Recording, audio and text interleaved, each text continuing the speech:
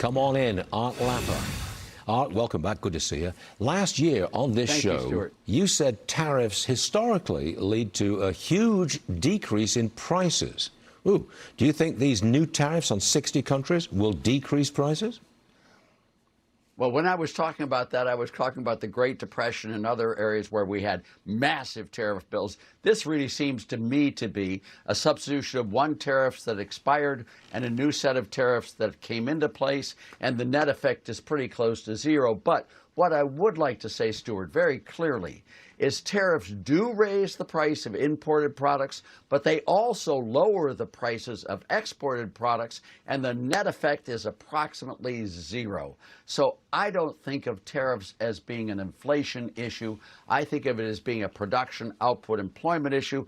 And insofar as the president is just swapping one set for another set, it doesn't really worry me too much about what the effect on the economy will be.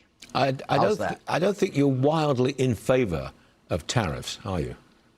I am not in favor of tariffs. Obviously, I love tariffs on products like nuclear weapons to Kim Jong-un. Yeah.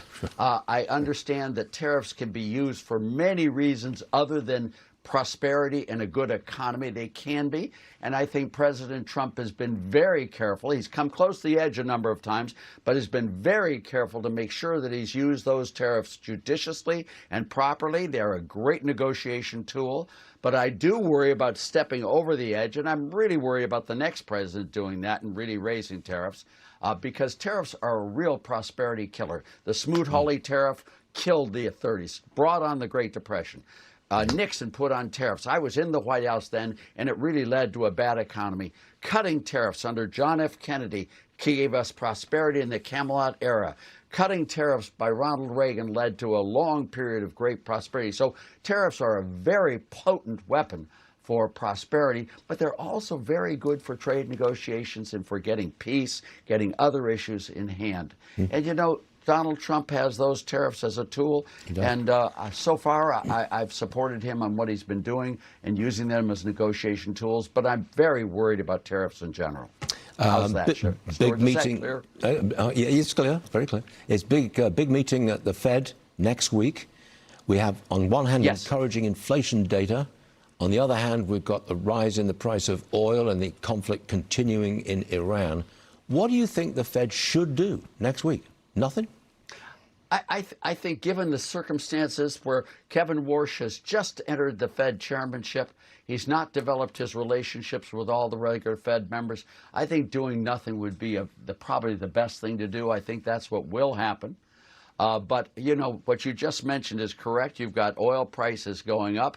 But I don't think the Fed should lean too heavily against that, because they're going to come back down again and bring that inflation down again.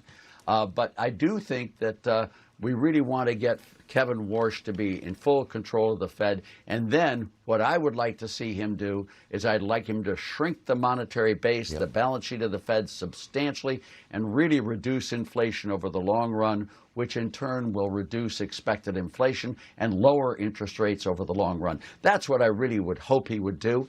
And I'm expecting not much action on the next meeting. Cut the balance sheet is the recommendation of Art Laffer. The balance sheet has to be cut. You know, Stuart, it went from $850 billion in 2008 to $9.3 trillion. Unbelievable. Yeah, any wonder we had the Biden inflation? I mean, that's what happened. Obvious.